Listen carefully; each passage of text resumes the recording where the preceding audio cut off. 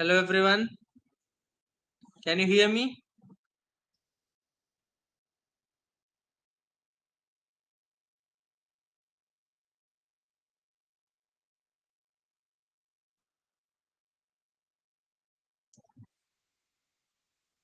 Good evening. So just give me 2 minutes.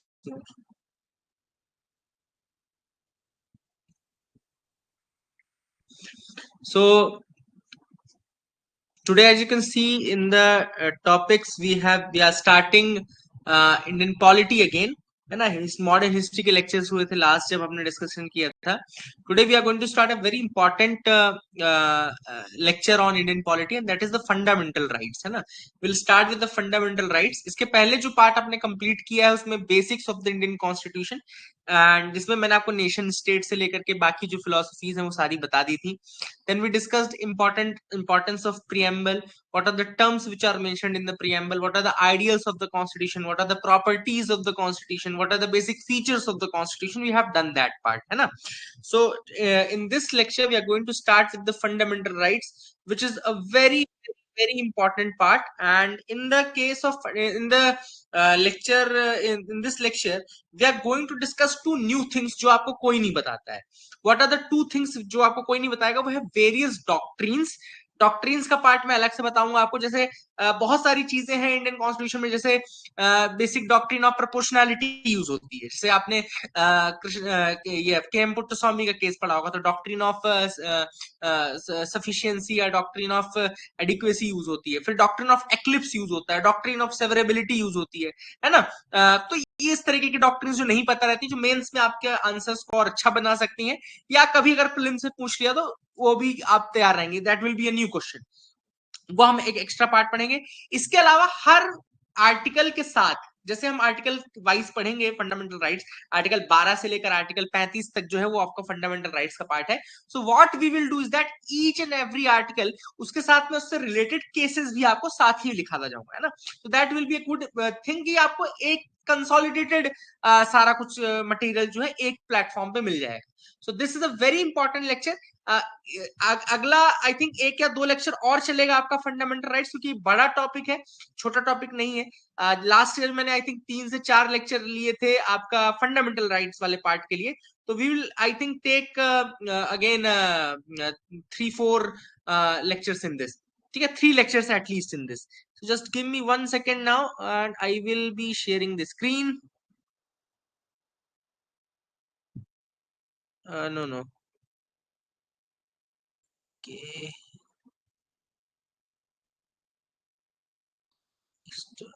I don't know what I'm sharing. Oh, just wait. Oh, sorry.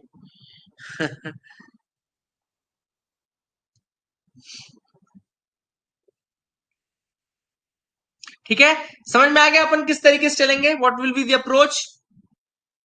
आया समझ में? ठीक है, तो you can write down this topic now. We are starting with the fundamental rights. Write down this topic. Will start with article 12 and article 13. ठीक है ना. सबसे पहले हम आर्टिकल 12 और आर्टिकल 13 के साथ स्टार्ट करेंगे. So you can make that. Now let me start a notebook.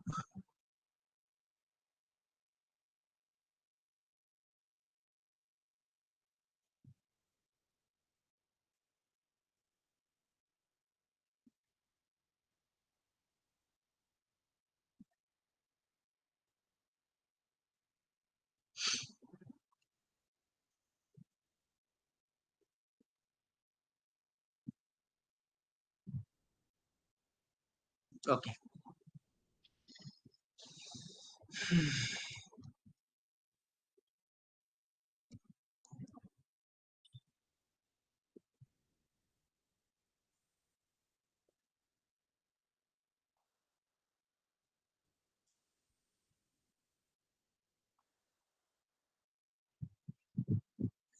Now can you see the screens?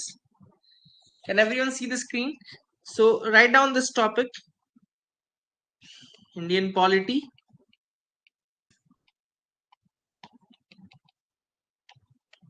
Fundamental rights. ठीक है, सो सबसे पहला जो सवाल फंडामेंटल राइट्स या फंडामेंटल राइट्स को सुन के हमारे दिमाग में आता होगा, तो वह है कि भाई फंडामेंटल राइट्स को हम फंडामेंटल राइट्स क्यों बोल रहे हैं, why we are calling these rights fundamental rights.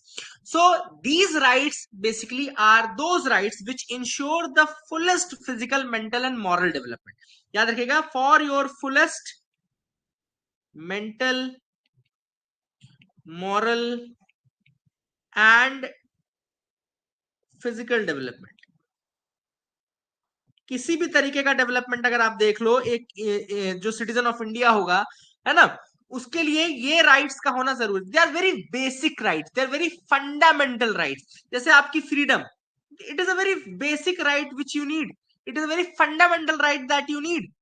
ठीक है ना, so that is the one thing. And second thing is that they make our living worth living, they make us worth living। भाई इनके कारण ही हमारी जो जिंदगी है, जो हम चल रही है, अगर ये फंडामेंटल राइट्स आप हटा दें तो there will not be any liberty, है ना। अगर फंडामेंटल राइट्स ना रहे तो लिबर्टी नहीं रहेगी, फ्रीडम नहीं रहेगी, है ना। You will be classified as untouchables, है ना। इस तरीके से बहुत सारी चीजें हैं जो नहीं मिल पाएंगी अगर हम फंडामेंटल राइट्स नहीं मिलती हमको। तो they are actually making our life worth living, they are very important for our full mental, moral and physical development. क्या होता है, कई बार यूपीएससी मेंस में ऐसे क्वेश्चन पूछे जाते हैं कि why they are called fundamental, why they are fundamental, for they are fundamental in the sense because they are basic rights which are needed for a individual to live. ठीक है ना, एक इंडिविजुअल के रहने के लिए ये राइट्स जो है वेरी वेरी इंपॉर्टेंट। ठीक है, so it includes basic freedom, it makes are living worth living, it gives us liberty, है ना। Plus it generates a feeling of security, security की फीलिंग जनरेट होती है, सिक्योरिटी की फीलिंग स्पेशली स्पेशली किसके अंदर, जैसे माइनॉरिटीज हैं, जो माइनॉरिटी कम्युनिटीज हैं, जो उनके लिए सिक्योरिटी है, जो एजुकेशनली और सोशली बैकवर्ड क्लासेस हैं, उनको भाई थोड़ा यहाँ पे सेंस ऑफ सिक्योरिटी मिलती है। ठीक है ना। एंड ऑल्सो लिखिए, दे establish a framework of democratic legitimacy। भाई एक बात बताओ, डेमोक्रेसी का मतलब ही क्या होता है, rule by the people, for the people end of the people, है ना। डेमोक्रेसी का मतलब क्या होता है कि rule by the people, of the people and for the people. तो एक्चुअली में फंडामेंटल राइट्स वो चीज है जो कि एक डेमोक्रेटिक लेजिटिमेसी प्रोवाइड करते हैं। देखो अब चाइना, चाइना भी खुद को बोलता है कि वो एक डेमोक्रेटिक कंट्री है, चाइना खुद को क्या बोलता है कि डेमोक्रेटिक कंट्री है, but due to the absence of this basic fundamental rights, China can not be called a China can not be called a democratic country. तो डेमोक्रेटिक लेजिटिमेसी चाइना के पास नहीं है, लेकिन इंडिया के पास है। Are you people understanding what I am saying, है ना। ये थ्योरेटिकल पार्ट आपको समझ में आ रहा है कि why we are calling it a fundamental rights, why we are calling them fundamental, because they are important for the full development of full mental, physical and physical and moral development, because they make our living worth living, because they generate a feeling of security, especially in minorities and especially in educationally and socially backward people. Plus they provide democratic legitimacy, legitimacy provide करते हैं, democratic legitimacy provide करते हैं fundamental rights, that is the reason why we are calling them fundamental। ठीक है। And अगर किसी democracy में fundamental rights, basic rights नहीं है, जैसे फ्रीडम ऑफ स्पीच, जैसे मान लो चाइना, चाइना में आपने तियानमेन स्क्वायर का नाम सुना है, तियानमेन स्क्वायर, एक तियानमेन स्क्वायर नाम की जगह वहां पे तियानमेन मैसेकर हुआ था, मैसेकर हुआ था, बहुत सारे स्टूडेंट्स को मार दिया गया था वहां पे चाइना में। क्यों? क्योंकि देवर अपोजिंग द गवर्नमेंट। इंडिया में हर दूसरे दिन आपने देखा होगा कि गवर्नमेंट के अगेंस्ट प्रोटेस्ट होता है, पीसफुल प्रोटेस्ट होते हैं, सारी चीजें होती रहती है ना। बट यहाँ पे इस तरीके से नहीं चलता है। तो इंडिया एक ट्रू सेंस में डेमोक्रेसी है, but China can not be called a democracy in the true sense, है ना। Are you people getting my point? हाँ ना कुछ लिख दीजिए तो समझ में आए, clear understanding, are you getting this? Democratic legitimacy का कंसेप्ट आपको समझ में आ गया? What is this democratic legitimacy, why fundamental rights are providing democratic legitimacy? so that is a very important okay, so that is one thing which I wanted to focus on। ठीक है, इसके अलावा अगर आप देखो तो फंडामेंटल राइट्स बेसिकली क्या क्या क्या मेंशन्ड है यहाँ पे? तो आप देखो तो फंडामेंटल राइट्स में ये भी मेंशन्ड है कि what should be your conduct, है ना। आप देखेंगे कि how you should conduct your self, ये भी मेंशन्ड है कि भाई टाइटल्स का यूज मत करना, ये करना वो मत करना, है ना। Then it also provides certain points regarding your education, है ना। आर्टिकल 21A अगर आप देखो, it also provides limitations on the government, limitations on the government, ठीक है। क्यों limitations on the government? Fundamental rights को क्यों लिमिटेशंस ऑन द गवर्नमेंट बोला गया है? क्योंकि बहुत सारे फंडामेंटल राइट्स आप देखेंगे इसमें लिखा है the state can not, the state can not लिखा रहता है ना। तो जैसे मैंने ये कंसेप्ट आपको पहले भी बताया था कि एक, अगर आपने कंसेप्ट देखा हो, मैंने बहुत पहले आपको बताया था, अगर याद हो तो, कॉन्स्टिट्यूशनलिज्म का कंसेप्ट। आप लोग को याद है कॉन्स्टिट्यूशनलिज्म का कंसेप्ट? मैंने आपको बताया था ना व्हाट इज कॉन्स्टिट्यूशनलिज्म। या अगर मैं आपको बोलूं कि कॉन्स्टिट्यूशनल डेमोक्रेसी का मतलब क्या हुआ, तो अगर आपको याद हो, अगर आपको याद हो तो मैंने आप लोग को बताया था कि कॉन्स्टिट्यूशनलिज्म का मतलब है कि जो कॉन्स्टिट्यूशन है it is limiting the government, limited government. याद है लिमिटेड गवर्नमेंट का concept? Do you remember the concept of limited government? मैंने एक टेस्ट में भी पूछा था आप लोगों से। तो लिमिटेड गवर्नमेंट का मतलब ही होता है कि जहां पे गवर्नमेंट की जो पावर है, यानी कि जो गवर्नमेंट की पावर है उस पर थोड़ा रिस्ट्रिक्शंस लगाए जाएं। एंड कॉन्स्टिट्यूशन ही वो डॉक्यूमेंट है जो गवर्नमेंट की पावर पे भी रिस्ट्रिक्शन लगाता है। जैसे फंडामेंटल राइट्स जब आप पढ़ेंगे, आर्टिकल 15 फॉर एग्जांपल अगर हम पढ़ते हैं, तो आर्टिकल 15 कहता है the state can not discriminate, लिखा है ना। स्टेट कैन नॉट डिस्क्रिमिनेट का मतलब क्या हो गया कि आपने स्टेट की पावर पे लिमिटेशन लगा दिया, आपने स्टेट की पावर को कम कर दिया, है ना। अदरवाइज क्या लिखता कि the state can do whatever it wants, पर ऐसा तो नहीं लिखा हुआ है। लिखा क्या है? The state can not discriminate. आया समझ में? So why we are calling it limited government? Yes, it is restricting the government. And constitution वो डॉक्यूमेंट है, एंड यही फंडामेंटल राइट्स वो डॉक्यूमेंट का एक इंपॉर्टेंट हिस्सा है जहां पे गवर्नमेंट की पावर पे रिस्ट्रिक्शंस लगे हुए हैं, ठीक है। आई hope you got clarity regarding this part. Fundamental rights के बारे में फिर एक और चीज इंपॉर्टेंट ये है कि they are justiciable, they are justiciable. अब ये कौन सी बला है? What is this justiciable means? तो जस्टिसिएबल का मतलब ये होता है कि अगर किसी ने ये राइट्स वायलेट किए, if the fundamental rights are violated by the government or by any other people, government or any other people, then what will happen? Then the person can approach directly the Supreme Court or High Court in order to protect his or her fundamental rights. तो the meaning of justiciable ये होती है कि अगर आपके fundamental rights कोई violet करता है, either the government or any other authority, then you can approach to the high court, you can approach to the Supreme Court in order to protect your fundamental rights. So fundamental rights are justiciable, ठीक है।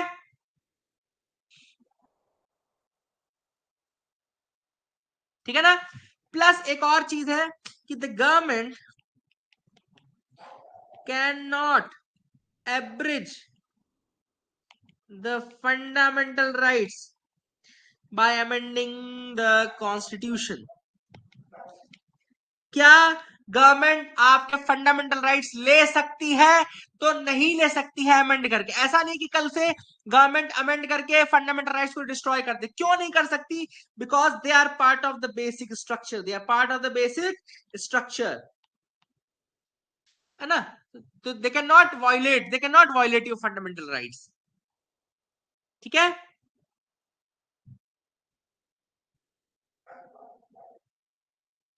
ठीक है। Presently अगर मैं आपसे बोलूं कि भाई फंडामेंटल राइट्स कितने हैं, तो देखो इनिशियली 7 राइट्स थे, इनिशियली 7। फिर एक केवल राइट टू प्रॉपर्टी जो है, राइट टू प्रॉपर्टी वो हटा दिया गया था। कब हटाया गया था? 1978, 1978 में, ठीक है। 1978 में हटा दिया गया था।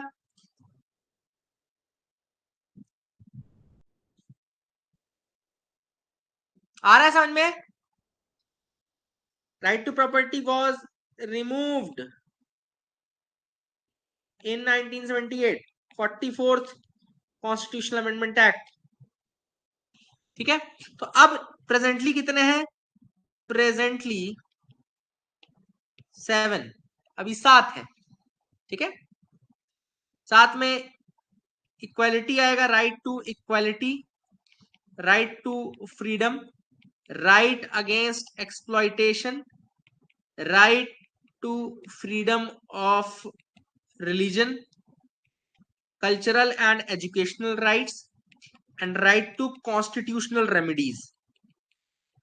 क्वेश्चन यूपीएससी ने यहां से भी पूछा है, जैसे कि पूछा था राइट टू कॉन्स्टिट्यूशनल रेमेडीज कौन सा आर्टिकल है, तो आर्टिकल जब आप 32 पढ़ेंगे देन यू विल नो कि ये कॉन्स्टिट्यूशनल रेमेडीज का आर्टिकल है, ठीक है ना।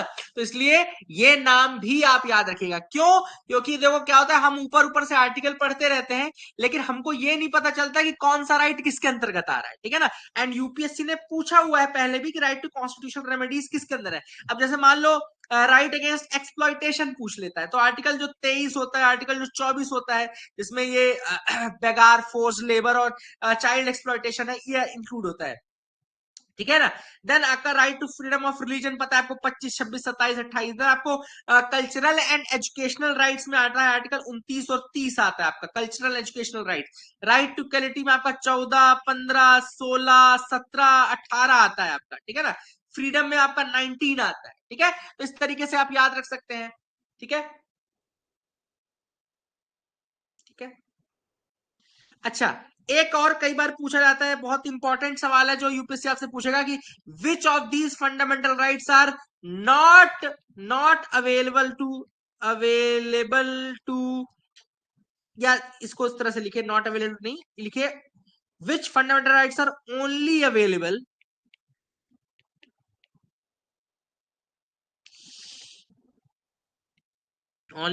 To citizens of India. कौन से फंडामेंटल राइट्स हैं जो केवल और केवल सिटीजन्स ऑफ इंडिया के लिए अवेलेबल है, तो 15, 16, 19, 29 और 30 ये लिख लीजिए, राइट डाउन, यहीं पे आप लिख लीजिए इस चीज को। ये क्वेश्चन पूछता है यूपीएससी, आपसे मैच कराने के लिए आएगा, पूछेगा कि इनमें से कौन से राइट्स हैं जो केवल और केवल सिटीजन्स के पास अवेलेबल हैं। तो only available to the citizens of India are 15, 16, 19, 29, 30। 15 आपको पता है इक्वालिटी का ही है, 16 आपको पता है जॉब वाला है, 19 आपको पता है फ्रीडम है, एंड 19, 29, 30 जो है कल्चरल एंड एजुकेशनल राइट्स है। Cultural and educational rights minority वाले और एजुकेशनल इंस्टीट्यूशन सेटअप करने वाले, ठीक है। आया समझ में? क्वेश्चन आता है, इसी को घुमा के पूछता है कि इनमें से कौन से फॉरेनर्स को अवेलेबल नहीं है, कौन से इनको अवेलेबल, तो 15, 16, 19, 29, 30 आप याद रखेंगे तो आप ये क्वेश्चन कर पाएंगे, ठीक है ना। You can solve this question. यहां तक किसी को डाउट तो नहीं, किसी को कोई डाउट तो नहीं यहाँ पे? तो will move ahead now, will move ahead to a very important part.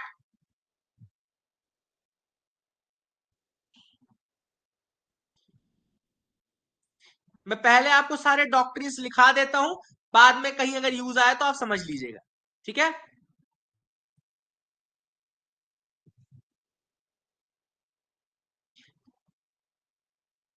ठीक है ना।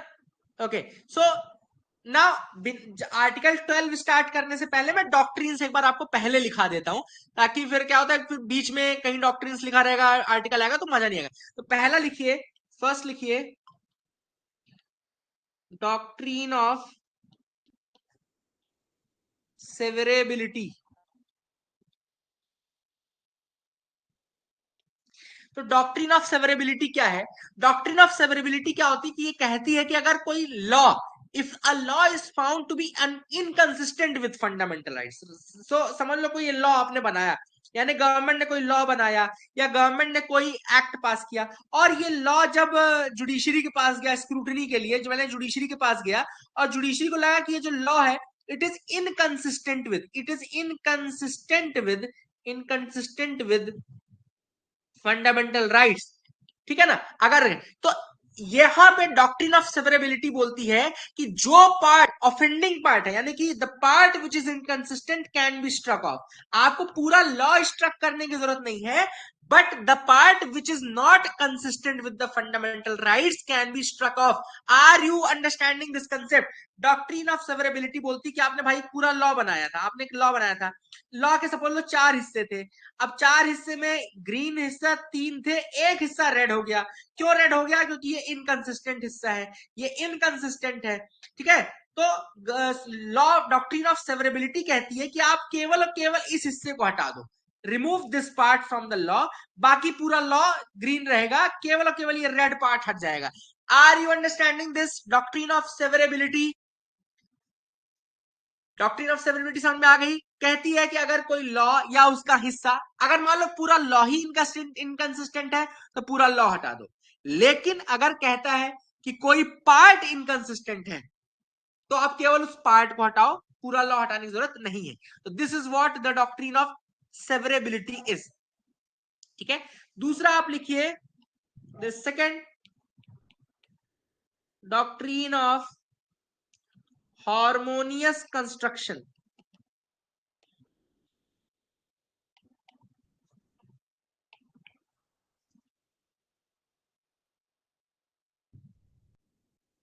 ठीक है, तो डॉक्ट्रिन ऑफ हार्मोनियस कंस्ट्रक्शन क्या बोलती है कि अगर कभी किसी लॉ में कॉन्फ्लिक्ट अराइज हो जाए, मतलब suppose a conflict arises between a law and FR fundamental right, मतलब अगर किसी लॉ में और किसी फंडामेंटल राइट में कॉन्फ्लिक्ट हो जाए, then the courts will attempt to interpret the law in a way, लिखो, देन द कोर्ट्स, क्योंकि लॉ इंटरप्रेट करने का काम किसका है? जुडिशरी का। Then the courts will interpret the law in a way that harmonizes मतलब हार्मोनी आपको बना के रखनी पड़ेगी, किसके साथ? With the fundamental rights. मतलब लॉ हमेशा इस तरीके से ही इंटरप्रेट किया जाएगा कि फंडामेंटल राइट्स आपके अपहेल्ड हो सके, फंडामेंटल राइट्स आपके वैलिड हो सके। लॉ को इस तरीके से आप इंटरप्रेट नहीं कर सकते कि वो फंडामेंटल राइट्स के अगेंस्ट चले जाए। ठीक है ना? तो जब जुडिशरी किसी लॉ की वैलिडिटी को डिटरमाइन करती है ना, तो वो हमेशा ये देखती है कि वो फंडामेंटल राइट्स के साथ हार्मोनियस उसमें है कि नहीं है। इसी डॉक्ट्रिन को डॉक्ट्रिन ऑफ हार्मोनियस कंस्ट्रक्शन या डॉक्ट्रिन ऑफ हार्मोनियस कंस्ट्रक्शन बोलते हैं। Are you people understanding this? समझ में आ रहा है? Have you got this doctrine of harmonious construction? तो अगर कोई कंफ्लिक्ट आता है किसी लॉ ऑफ एफआर में, तो कोर्ट जो है वो लॉ को इस तरीके से इंटरप्रेट करेंगे कि it harmonizes with the fundamental rights. ठीक है, आया समझ में?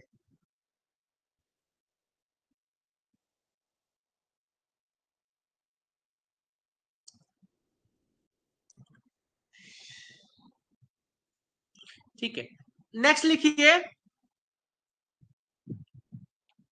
ये बहुत अच्छा पार्ट है, ये कोई आपको नहीं पढ़ाएगा, ये मैं गारंटी ले रहा हूं, लेकिन आप इसका यूज बहुत अच्छे से कर सकते हैं अपने आंसर राइटिंग में, अपने मेंस राइटिंग में, ऐसे राइटिंग में, और अपना जो प्रीलिम्स में क्वेश्चन पूछा हुआ है। जैसे जो तीसरी डॉक्ट्रीन है, देखिए, डॉक्ट्रीन ऑफ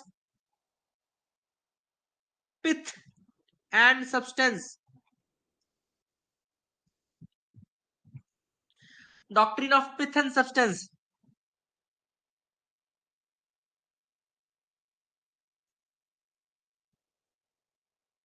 ठीक है, सो ये बेसिकली ये डिटरमाइन करता है कि कोई अगर क्वेश्चन है, लॉ का question, whether it falls with in the legislative competence of union और द स्टेट्स, मतलब कि ये कोई लॉ है तो वो कौन बनाएगा? स्टेट बनाएगा कि वो लॉ आपका मतलब यूनियन बनाएगा? तो जो फेडरल स्ट्रक्चर है ना, उसको मेंटेन करने के लिए, ठीक है ना, it determines the nature and character of legislation and it's competence, मतलब कि वो लॉ किसकी लीगल अथॉरिटी है, मतलब कि क्या वो स्टेट बना रहा है, क्या वो यूनियन। ऐसा तो नहीं कि किसी ऐसे सब्जेक्ट में स्टेट लॉ बना रहा है जो कि स्टेट लिस्ट में आता ही ना हो। समझ रहे हो ना? जैसे मान लो अगर आपको शेड्यूल 7 पता है आपको, ठीक है ना, तो अब उसमें क्या है, सारी चीजें मेंशन है कि भाई कौन सा लॉ किसके अंदर आता है, यूनियन लिस्ट में कौन सा है आपका, स्टेट लिस्ट में कौन सा है। तो अब क्या है, इंक्रोचमेंट हो सकता है ना, अगर मान लो स्टेट, अगर सपोज करो स्टेट किसी यूनियन लिस्ट के सब्जेक्ट में बना दे, यूनियन लिस्ट में बना दे लॉ, तो ये क्या होगा, ये स्टेट का इंक्रोचमेंट होगा, है ना। तो ये जो doctrine of pith and substance है, ये क्या डिटरमाइन करती है, इट डिटरमाइंस लिखिएगा, it determines whether a law falls within the legislative competence of union और स्टेट्स। ठीक है, तो ये डिटरमाइन करता है कि जो लॉ है वो किसके अंतर्गत आता है, मतलब it falls with in the competence of union और स्टेट, है ना। सो इट बेसिकली प्रिवेंट्स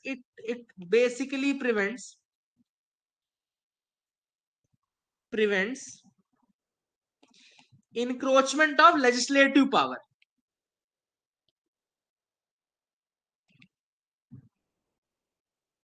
ठीक है, तो क्या चीज को ये रोक रहा है, it is preventing the encroachment of legislative powers. Are you understanding this doctrine of pith and substance? It is also very important doctrine. पहली हमने देखी doctrine of severability, doctrine of harmonious construction, doctrine of pith and substance. Now next is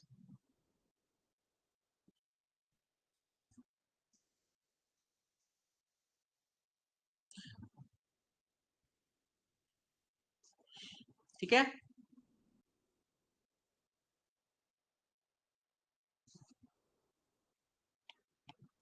doctrine of menaces to security of India.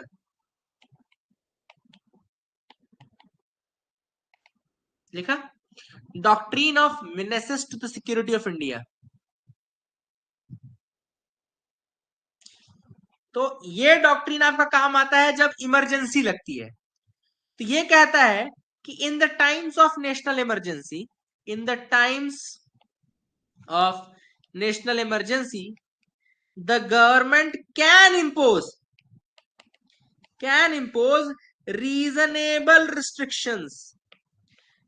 reasonable restrictions to protect the security of the nation। ठीक है, बहुत easy है, बहुत आसान है और बहुत अच्छी है। लेकिन क्या बोलती है भाई, ये कहती है कि अगर नेशनल इमरजेंसी का टाइम है तो गवर्नमेंट इंपोज कर सकती है reasonable restrictions in order to protect the security of India. ये doctrine of menaces to the security of India है।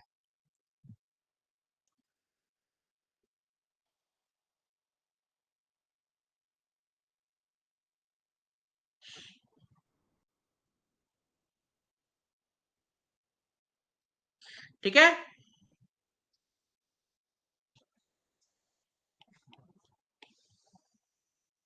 अगला लिखिए, डॉक्ट्रिन ऑफ इंसिडेंटल और एंसिलरी पावर्स। बहुत सिंपल डॉक्ट्रिन है। कहता है कि अगर कोई बॉडी कॉम्पिटेंट है किसी सब्जेक्ट में लॉ बनाने के लिए, मतलब सपोज करो इफ अ बॉडी, यानी कि सपोज करो स्टेट है, if a state is competent to make law on A, then state के पास ये भी कॉम्पिटेंसी होगी, वो किसी भी एंसिलरी टॉपिक या इंसिडेंटल टॉपिक, मतलब कि अगर ए का कोई दूसरा सब्जेक्ट मैटर है, मतलब ए से रिलेटेड कोई दूसरे सब्जेक्ट है, छोटा टॉपिक है, तो उस पर भी लॉ बना सकता है। मतलब कि सपोज करो मैं आपसे बोलूं कि चलो रेनू, मान लो आपको मैं बोल दूं कि आप कुकिंग रिलेटेड जितने भी लॉ हैं आप बनाओगे, कुकिंग रिलेटेड, तो कुकिंग रिलेटेड तो आप बनाओगे ही बनाओगे। अगर मान लो कल को कोई कुकिंग से ही जुड़ा हुआ दूसरा मैटर भी होगा तो उस पर भी लॉ आप ही बनाओगे। ठीक है ना। तो अगर एक बॉडी कॉम्पिटेंट है किसी सब्जेक्ट मैटर पे लॉ बनाने के लिए, तो वो बॉडी कॉम्पिटेंट है उससे, उसके एंसिलरी या उससे इंसिडेंटल या उससे रिलेटेड किसी भी सब टॉपिक पे, अंटिल एंड अनलेस, अंटिल कब तक, अंटिल किसी एक्सप्लिसिट बॉडी ने, मतलब किसी जुडिशरी ने या किसी दूसरे लॉ ने ये ना बोल रखा गया हो कि इसके इस वाले पार्ट पे कोई दूसरी बॉडी लॉ बनाएगी, तब तक जो बॉडी ए पे बनाएगी वही ए के सब पार्ट बनाएगी। आप क्लियर है? यहाँ पे कोई दिक्कत तो नहीं है? आसान है एंसिलरी, ये भी इतना कठिन नहीं है। डॉक्ट्रिन ऑफ इंसिडेंटल और ancillary power, it's not that tough. I hope you got clarity.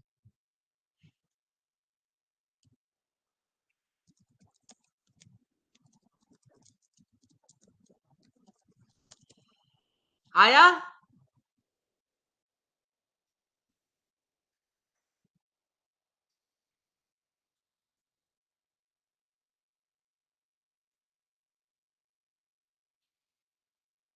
ठीक है, अब एक बहुत इंपॉर्टेंट डॉक्ट्रिन लिखिएगा,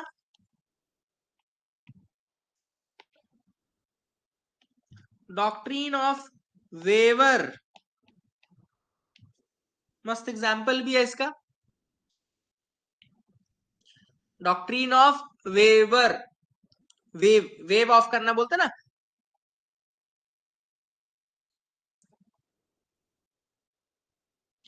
तो बेसिकली ये माना जाता है कि जो एक पर्सन है, जो व्यक्ति है, तो वो खुद का बेस्ट जज होता है।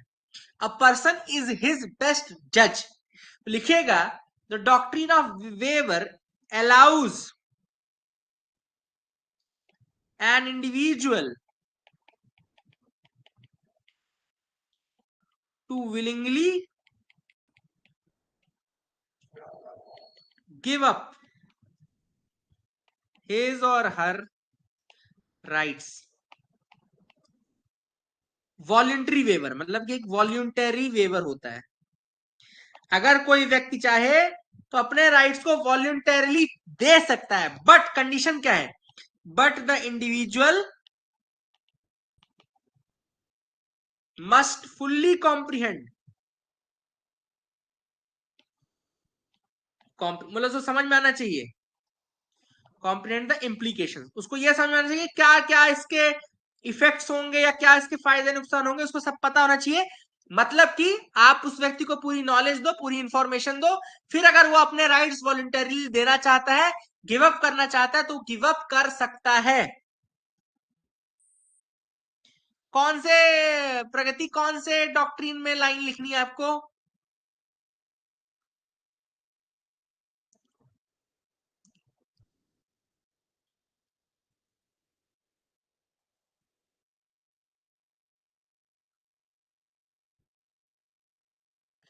लिख लीजिए एक line. Legislature public body can enact laws on matters incidental public ancillary to its primary subject matter। ठीक है, एक बॉडी या लेजिस्लेचर इनेक्ट कर सकती है लॉज, कैसे मैटर्स पे? इंसिडेंटल और एंसिलरी मैटर्स पे, related to the primary subject. जो प्राइमरी सब्जेक्ट है उसके इंसिडेंटल मैटर्स पे वो लॉ बना सकती है। क्लियर है? क्लियर है एवरीवन? क्लियर?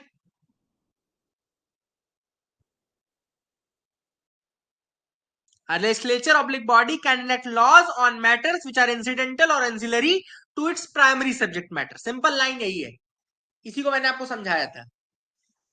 अब अपन आ जाते हैं थोड़ा इस पे, डॉक्ट्रिन ऑफ वेवर। अभी आपको ऐसे समझ में नहीं आएगा, इसका एग्जाम्पल इतना मस्त एग्जाम्पल है, उसके बाद आपको समझ में आ जाएगा। डॉक्ट्रिन ऑफ वेवर आपने लिख लिया कि ये अलाउ करता है इंडिविजुअल को कि वो विलिंगली अपना राइट गिव अप कर दे, वॉलंटरली वेवर कर सकते हैं, but individual must fully comprehend the implications. उसको आप नॉलेज देंगे, उसको आप पूरा बताएंगे उसके बाद। ठीक है, मतलब उसको फुल्ली इन्फॉर्म्ड होना चाहिए। वॉलंटरी का मतलब फुल्ली इन्फॉर्म्ड, ये भी लिख लीजिएगा, फुल्ली इन्फॉर्म्ड। ठीक है, इसका एक एग्जांपल समझिए। आपने हॉलीवुड के मूवीज या शो देखे हैं? कोई हॉलीवुड मूवीज के शो देखे? मूवीज या शो देखे सबने? इंग्लिश में देखे होंगे, है ना? या हिंदी में देखेंगे तो मैं आपको बता दूंगा डबिंग में क्या बोलता है। हालांकि इंग्लिश में देखेंगे तो ज्यादा मजा आएगा। आपने देखे हैं क्या? सबने देखे हैं? ठीक है। उसमें एक बोलता है जब भी पुलिस अरेस्ट करती है, एक लाइन देखना, जब भी पुलिस अरेस्ट करेगी तो बोलेगी you have right to remain silent, you have right to remain silent, बोलते हैं ना। You have right to remain silent क्यों बोलते हैं? कि मैंने भैया उनका अटॉर्नी आएगा तभी वो लोग बोलते हैं, अटॉर्नी के आने तक कुछ नहीं बोलते। तो जब पुलिस कह रही है you have right to remain silent, तो पुलिस ने आपको इंफॉर्मेशन दे दी कि भाई आपके पास, आपको कंसेंट मतलब आपको इंफॉर्मेशन दे दी ना कि आपके पास अधिकार है साइलेंट रखने। अब मान लो कोई व्यक्ति है, सपोज करो जो पर्सन था, ही स्टार्ट्स स्पीकिंग, सपोज करो उसने बोलना चालू कर दिया केस के बारे में, तो he is voluntarily giving up his right to remain silence. मान समझ में आया? कि अगर वो व्यक्ति बोलना चालू कर दे, सपोज करो, now what he is doing, he is voluntarily giving up his right to remain silent and he is now speaking. तो आपने क्या किया? आपने अपना जो अधिकार था उसको वॉलंटरली गिव अप कर दिया, even after getting the information. जब पुलिस ने आपको बता दिया कि भाई you have right to remain silent, आपको चुप रहने का अधिकार है, बट वो व्यक्ति बोल रहा है तो अपने चुप रहने के अधिकार को छोड़ रहा है ना वॉलंटरली। समझ में आ गया?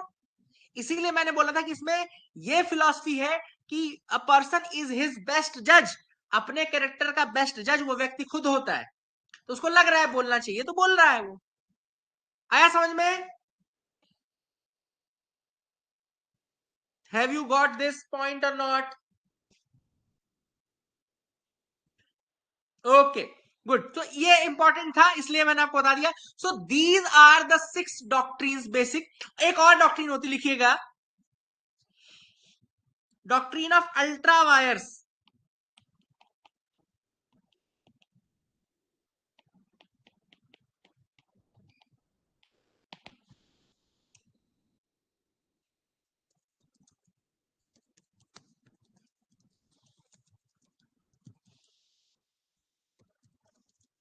लिखिए, डॉक्ट्रिन ऑफ अल्ट्रा वायर्स।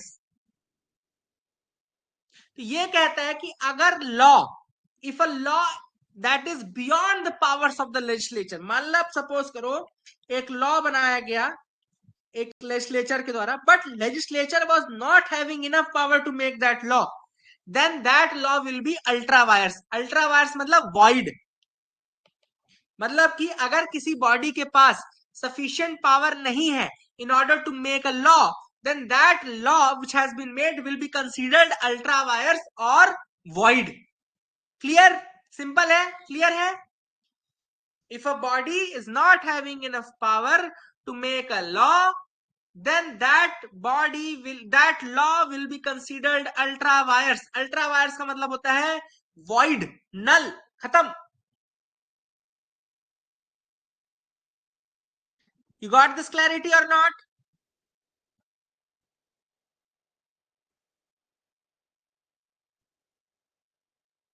समझ में आ गया?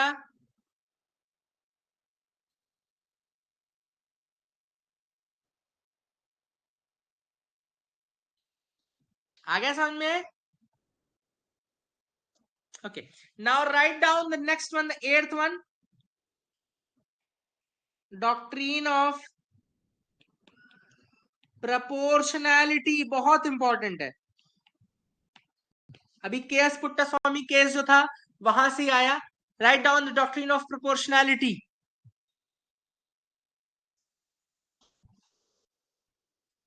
लिखिएगा, any restriction oblique measure oblique step taken in context of fundamental rights must be proportionate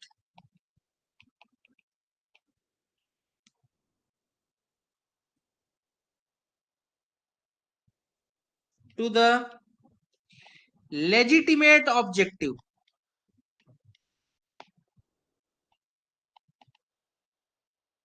the state wants to achieve.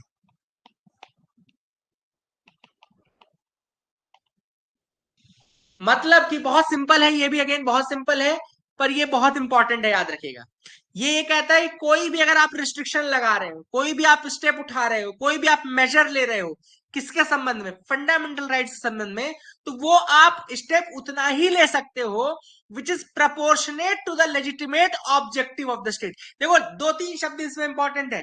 एक तो ये बोला कि ये कोई भी अगर आप स्टेप ले रहे हो, कोई रिस्ट्रिक्शन लगा रहे हो, in that must be proportionate. ये शब्द जो है प्रपोर्शनेट, मतलब कि सपोज करो आपकी उंगली में एक खरोच आ गई, सपोज करो मैं आपको बोलूं आपकी उंगली में खरोच आ गई, अब खरोच आई थी केवल, और डॉक्टर आपको बोले कि ये उंगली काटनी पड़ेगी।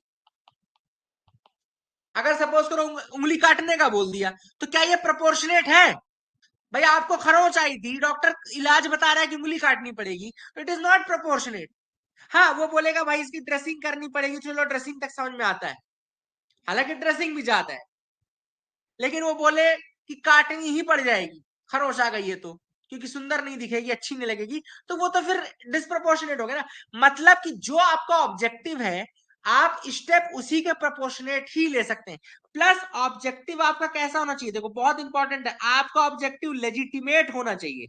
मतलब ऐसा नहीं कि कुछ भी कल को स्टेट कुछ भी बोलने लगे कि हमारा ऑब्जेक्टिव ये है, तो नहीं, सुप्रीम कोर्ट ये देखेगा कि आपका ऑब्जेक्टिव लेजिटिमेट है कि नहीं है, और उसके बाद वो ये देखेगा कि उस ऑब्जेक्टिव को पाने के लिए आपने जो स्टेप उठाया है वो प्रोपोर्शनेट है कि नहीं है।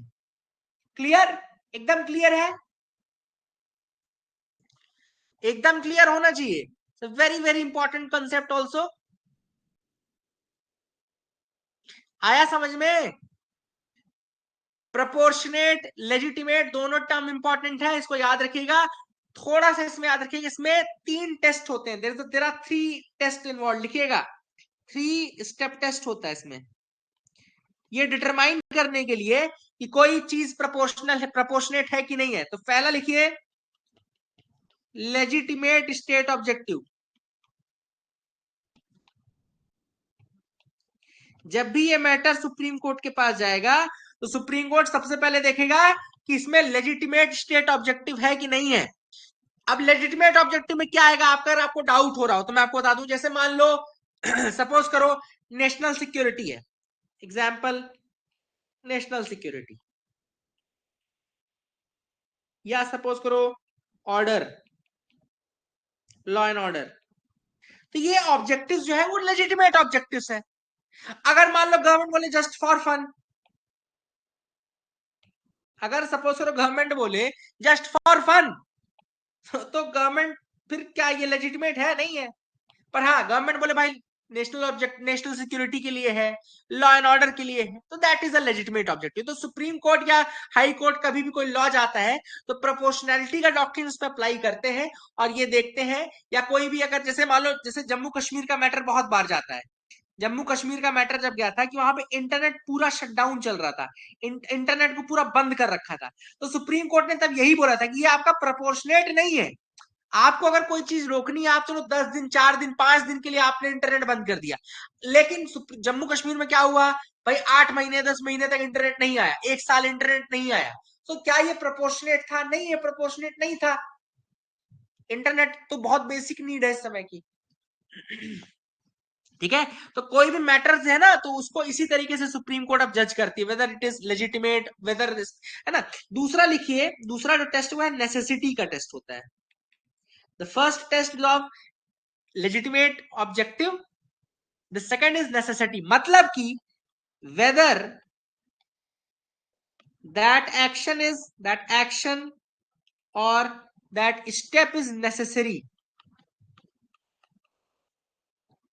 And there is no alternative, no other alternative. ये देखता है सुप्रीम कोर्ट कि क्या वो स्टेप उठाने की जरूरत है, या कि कोई दूसरा ऑब्जेक्टिव नहीं था, अल्टरनेटिव नहीं था, तभी वो स्टेप उठाया गया है। तो necessity of that step is also determined. Clear? Necessity में क्या देखता है कि whether that step is necessary और नॉट, और is there no other alternative available. Clear है? कोई डाउट तो नहीं? वेरी वेरी इंपॉर्टेंट कंसेप्ट, बहुत अच्छी चीजें आपको बता रहा हूं मैं, अगर आप समझ पाए इसकी इंपॉर्टेंस तो बहुत अच्छा है। And the third test is the test of proportionality.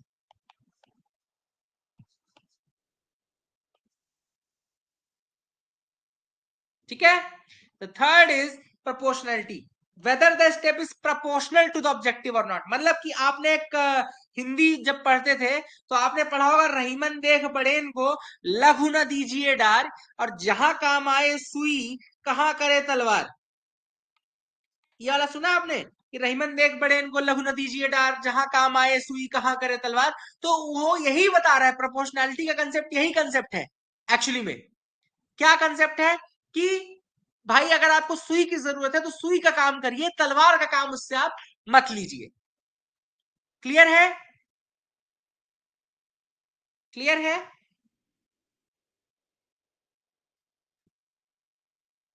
ठीक है।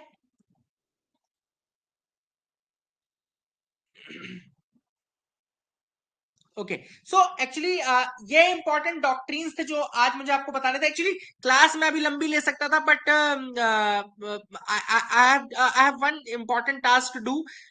तो ये क्लास मैं कल कंटिन्यू करूंगा, क्योंकि आर्टिकल 12 स्टार्ट करना है मुझे। बट आर्टिकल 12 अगर मैं स्टार्ट करता हूँ तो मुझे आधे घंटे और लग जाएंगे, 12 और 13, ठीक है ना। So will take the class tomorrow. Till that time एक बार आप ये सारे डॉक्ट्रिन्स अच्छे से रिवाइज कर लीजिएगा, अच्छे से याद कर लीजिएगा, एंड जो बेसिक अपन ने डिस्कशन किया थोड़ा बहुत उसको देख लीजिएगा। कल आपका एक्चुअल में स्टार्ट हो जाएगा क्लास, ठीक है ना इसका। तो हम कल क्लास कंटिन्यू करेंगे। Is that okay with you people? Is that okay?